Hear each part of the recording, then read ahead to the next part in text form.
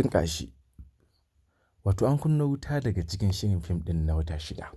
A inda aka dawo hutu, inda kuma fim ɗin ya ɗau zafi ganga ganga. Har ta kai ta kawo wai Zara za ta iya ɗaga hannu ta mari kawu na kowa? Ta manta da cewa kawu na kowa kamar mahaifi yake a gunta tun da ƙanin mahaifinta ne? To daga bisani dai rigima ta rikice ganin cewa an kashe Zara kuma an ɗauko wata can daga ƙauye wadda aka kawo ta yi acting ta maye gurbin Zara. Wanda fa ta wuce gona da iri a inda ake meeting ana ganawa a matsayin ita ce Zara, shi kawu na kowa ya kasa ganewa. Har take yunƙurin cewa za ta kori wasu ganga ganga na jikin kawu na kowa wanda suke munafurtarta, suke zuwa suke kai wa kawu na kowa rahoto game da fim ɗin. Wato game da abin da yake faruwa a cikin masana'anta da kuma kamfani. Wanda hakan ya sa Zara ta ce za ta kore su. Shi kuma kawu na kowa ya ce ba isa ba sam. Zara ta bayyanar da cewa kawu na kowa wa'innan fa wanda zan koya ba ci gaban kamfani suke so ba. Suna yin abu ne domin kankin kansu. Da haka ya zama mun dole na kore su. Ya ce hakan ba zai yiwu ba don kuma bai ta isa cewa yana faɗa tana faɗa ba. Don haka duk abin da ya faɗa shi za a yi.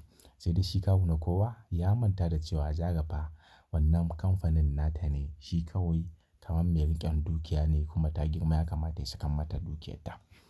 To hakan fa ta kai su da har ta kai an yi mari mari. Inda kawu na kowa ya ɗaga hannu ya wanke fuskar Zara da mari. Ta sosa kuma ita ma ta ɗaga hannu ta kwaɗa mai mari. Tare fa ɗakin da ake taron ya hargitse inda an rasa wa za a kama a ce daina.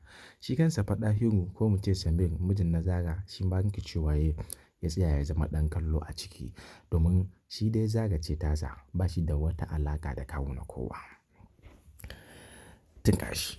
Masu sauraro da fari dai assalamu alaikum. Barkanmu da jimirin sake kasancewa da ku a cikin wannan gida namu mai ɗumbin albarka mai suna Hausa Top One. A nan ne muke roƙon ku idan wannan shine ziyartar ku na farko cikin wannan gida mai albarka mai suna Hausa Top One, ku daure ku ɗauki hannunku masu ɗumbin albarka ku dangwala mana subscribing domin ci gaba da kawo muku wasu shirye-shirye da suke wakana game da fina-finan da ake a masana'antar ta Kannywood.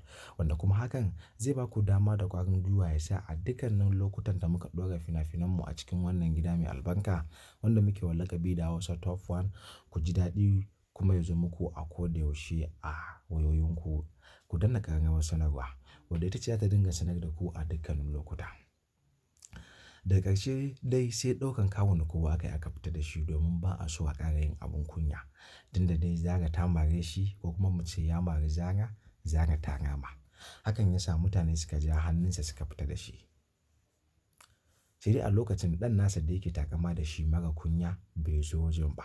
Sai dai wanda kuma muke ganin cewa idan har ta tabbata cewa ya zo wannan wajen, menene zai faru ko kuma idan ya ji cewa Zara ta mari mahaifinsa.